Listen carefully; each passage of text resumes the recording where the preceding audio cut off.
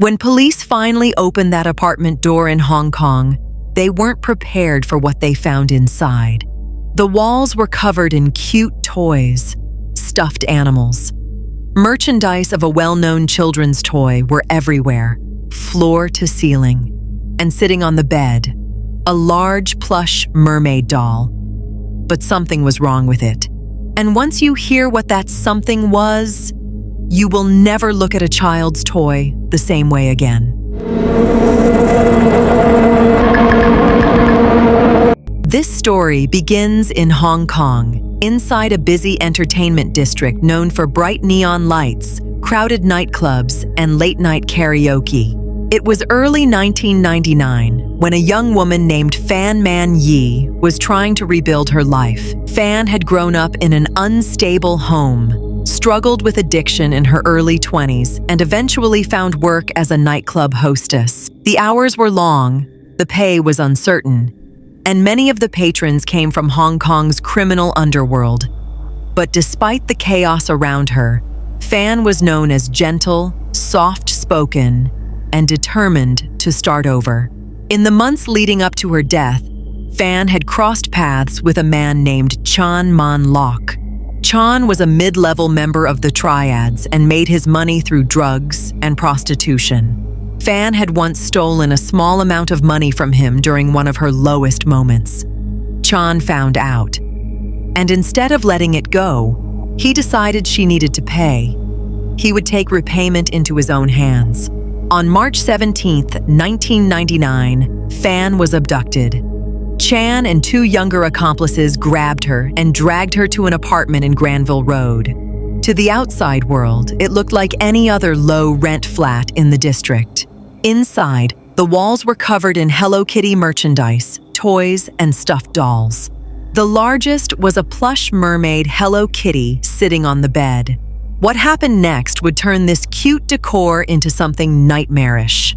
Fan was quiet, gentle, the kind of person who absorbed pain rather than create it. That quality would be used against her.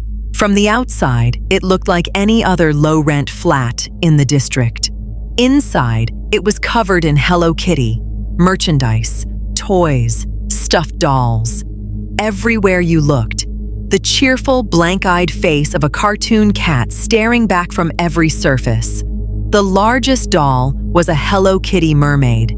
It sat on the bed like it owned the room. For the next month, in that apartment surrounded by children's toys, Fan Man Yi was tortured. Not once, not impulsively, every single day, methodically. Like it was entertainment, they beat her, burned her, starved her, forced her to smile and dance while she cried from pain. Chan and the two younger men treated her suffering like a game they never got tired of playing. And then a teenage girl showed up. Chan's girlfriend, just 14 years old, a runaway known only as Ah Fong, arrived at the apartment and witnessed what was happening inside. She stayed. She would later tell investigators she was terrified of what Chan would do to her if she left, that she sometimes participated under pressure and fear. Her account would eventually become the only reason this case was ever solved. As the days passed, Fan's condition broke down. The torture continued until her body could no longer take it. Sometime in mid-April 1999, she died from her injuries. That did not end the cruelty.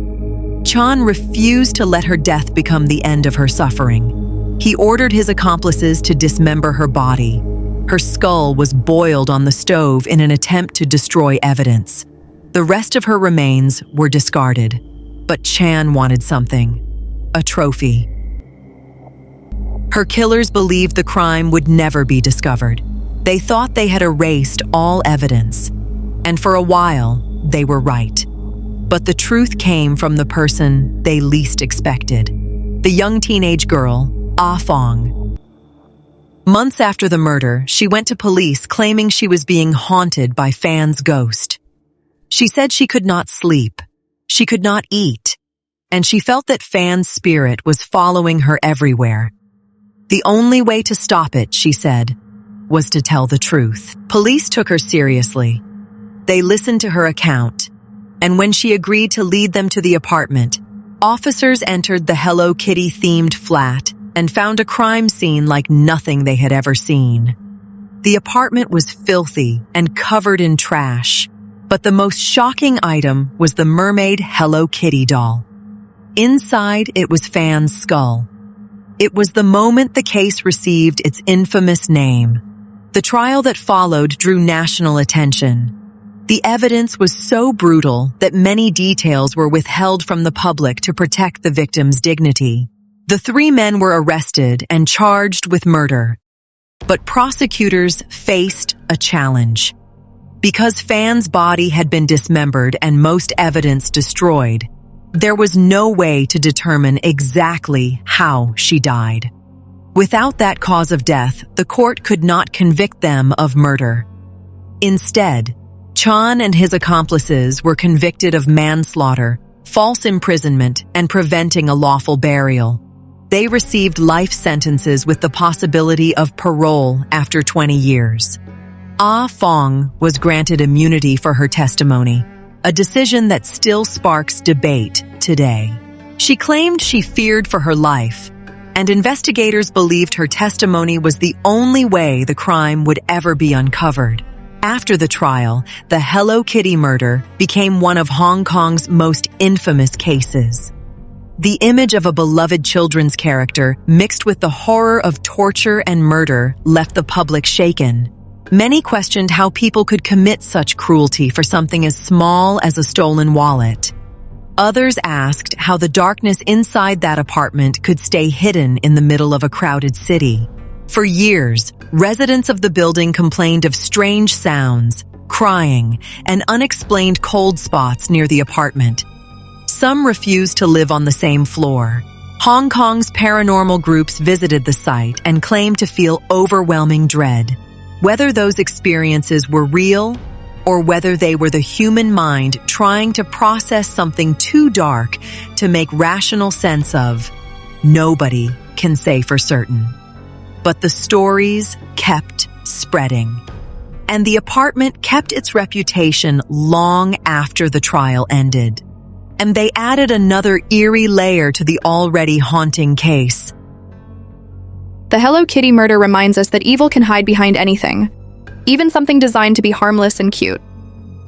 Fan Man Yi was a vulnerable woman trying to rebuild her life, and she crossed paths with people who saw her pain as entertainment. Her story exposes the darkest side of human cruelty and remains a case that Hong Kong will never forget. There is something about this case that refuses to leave people alone. Maybe it's the contrast, the bright cartoon face of a children's icon wrapped around something so terrible. Evil hiding in the last place you'd think to look. Maybe it's Fan herself, a woman trying to rebuild her life. Someone who took something small and turned it into something monstrous. Or maybe it's the ghost story. The idea that even after everything was done, even after they thought they'd erased every trace of her, Fan found a way to be heard. She deserved better than what happened to her. And she deserved better than being forgotten. This has been the Hello Kitty murder, one of the most disturbing cases in modern history, and a reminder that sometimes the most dangerous thing in a room is the person standing in it. Do you think Ah Fong deserved immunity? Let me know below. Thank you so much for watching. If you enjoy true crime deep dives, paranormal stories, and much more, please like and subscribe. Stay safe as always and stay curious. And I'll see you in the next one.